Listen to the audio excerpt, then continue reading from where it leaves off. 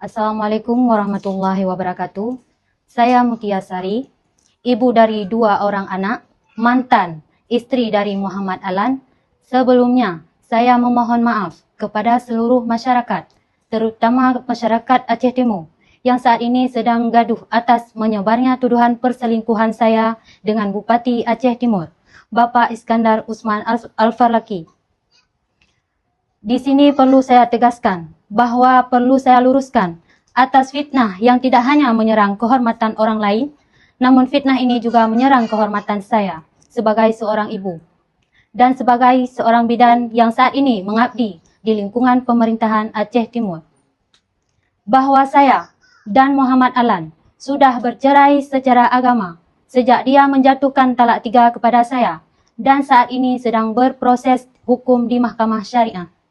Perceraian ini sama sekali tidak ada hubungan dengan tuduhan perselingkuhan, melainkan ketidakmampuan saya menahan KDRT, penganiayaan yang terus dilakukan kepada saya dan terjadi berulang kali selama berumah tangga, serta 1 tahun bahkan lebih tidak menafkahi saya dan anak-anak. Dan hal ini telah terjadi cukup sering terhadap saya, setidaknya dalam 1 tahun terakhir ini. Tuduhan-tuduhan yang telah disebarkan selama ini sama sekali tidak benar.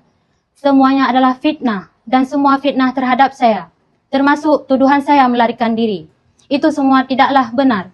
Saya tidak melarikan diri, saya berada di rumah orang tua saya. Hal ini sebab saya tidak mungkin satu rumah lagi dengan Muhammad Alan, karena telah menjatuhkan talak 3 kepada saya. Hal ini dapat dinyatakan langsung kepada orang tua di desa.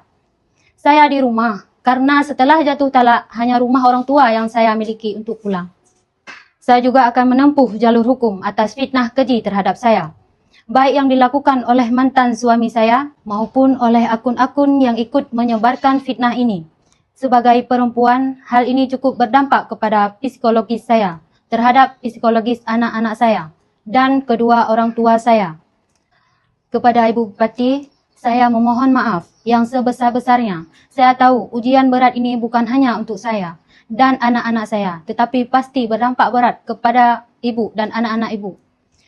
Sekali lagi saya memohon maaf termasuk kepada seluruh masyarakat Aceh Timur atas fitnah keji ini. Saya akan menempuh jalur hukum untuk membuktikan bahwa ini semua fitnah yang dilakukan oleh mantan suami saya.